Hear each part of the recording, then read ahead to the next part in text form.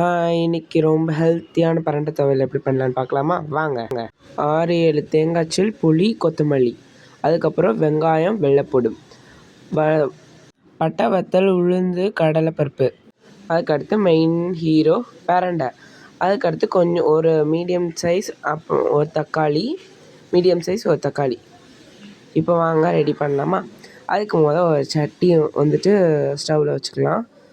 Stove on பண்ணிவிட்டு கொஞ்சமாக oil ஊற்றிக்கலாம்.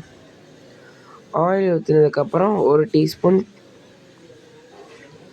கடுகு போட்டுட்டு, கடுகு வெடித்ததுக்கப்புறம் இந்த டேரெக்டாக இந்த பிரண்டையை வந்துட்டு உள்ளே போட்டுடலாம்.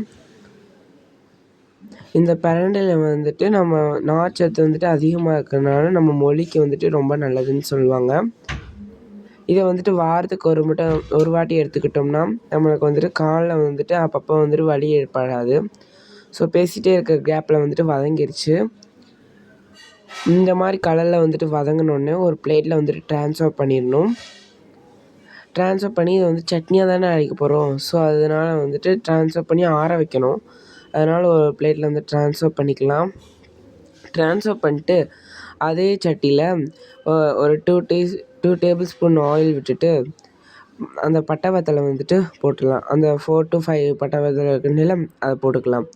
போட்டுட்டு இதையும் வந்துட்டு நல்லா ஒரு ஸ்மெல் வர வரைக்கும் நல்லா வந்துட்டு வதக்கி விட்டுக்கலாம். வந்துட்டு வதக்கி விட்றப்ப ஒரு ஸ்மெல் வரும். அந்த ஸ்மெல் வர வரைக்கும் வதக்கி விட்டுட்டு நல்லா வந்துட்டு அந்த ஸ்மெல் வரணும். அப்போனா வந்துட்டு சட்னியும் நல்லா டேஸ்ட்டாக இருக்கும், காரமாகவும் இருக்கும். அப்படியே இதை வதக்கி விட்டுட்டு அப்படியே இதையும் வந்துட்டு அதே பிளேட்லேயே வந்துட்டு ட்ரான்ஸ்ஃபர் பண்ணிக்கலாம்.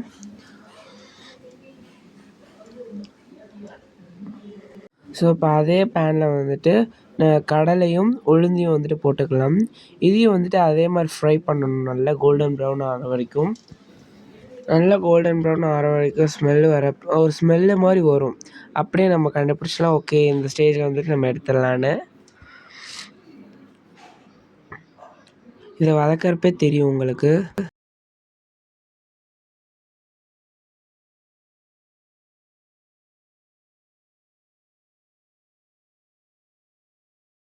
கைவிடாமல் வந்துட்டு கிண்டி விட்டுட்டே இருந்தால் வந்துட்டு நல்லா வந்துட்டு ஸ்மெல் வந்துடும். இப்போ வந்துட்டு அதை வந்துட்டு இன்னொரு பிளேட்டில் ட்ரான்ஸ்ஃபர் பண்ணிடலாம். அதே சட்டியை வச்சுட்டு ஒரு 2 டேபிள் ஸ்பூன் ஆயில் விட்டுட்டு அந்த வெங்காயமும் வெள்ளைப்பூடும் வந்துட்டு போட்டுக்கலாம். சின்ன வெங்காயமும் வெள்ளைப்பூடும் இதை வந்துட்டு போட்டுட்டு நல்லா வந்துட்டு ஒரு 2 கிண்டு கிண்டிட்டு அந்த தக்காளி இருக்குது பார்த்தீங்களா, அந்த தக்காளி வந்துட்டு சேர்த்து ஆட் பண்ணிக்கலாம்.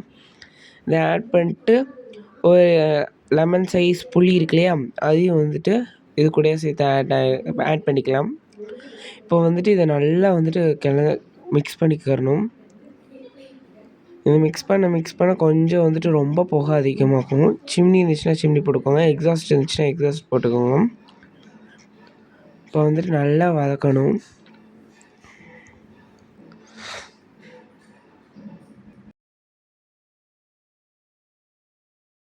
இந்த ஸ்டேஜில் வந்துட்டு இவ்வளோ கலப்பு வந்துட்டு போட்டுக்கலாம்.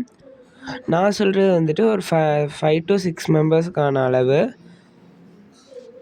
இதை வந்து நல்லா மிக்ஸ் பண்ணிவிட்டு ஒரு கோல்டன் ப்ரௌன் கலரில் வரும். ஸோ இப்போ உங்களுக்காக சும்மா காமிக்கிறேன் இந்த வதக்குனதை. ஸோ இந்த அளவுக்கு கலர் இருக்கணும். இப்போ வந்துட்டு தேங்காய் சில்லும் கொத்தமல்லியும் வந்துட்டு இருக்கு இல்லையா, அதை வந்துட்டு ஆட் பண்ணிக்கலாம். அதோட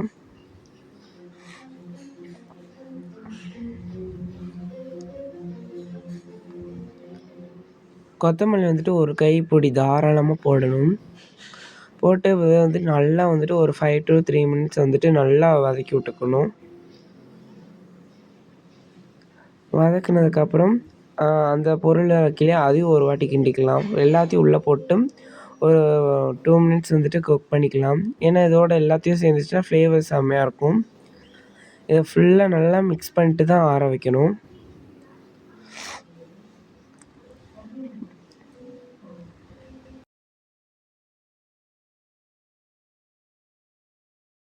ஸோ அதை நல்லா மிக்ஸ் பண்ணியாச்சு. இதை ஒரு தனி பிளேட்டில் வந்துட்டு ட்ரான்ஸ்ஃபர் பண்ணிக்கலாம்.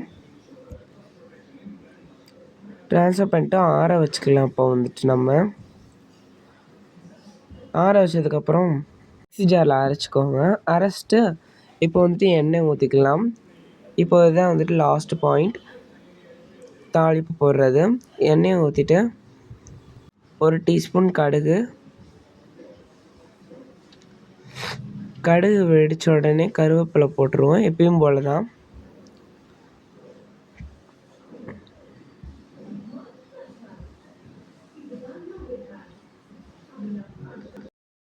ஸோ இப்போ கருவேப்பிலை போட்டாச்சு. இதை வந்துட்டு நம்ம வச்சுருக்கோம் இல்லையா பிரண்டை துவையல், அதோடு சேர்த்துக்கலாம். ஸோ அவ்வளோதான் பிரண்டை துவையல் ரெடி. ஹெல்த்தியான பிரண்டை துவையல் ரெடி. ஸோ இது எது கூட வச்சு வேணால் சாப்பிட்லாம், அல்டிமேட்டாக இருக்கும். பாய்.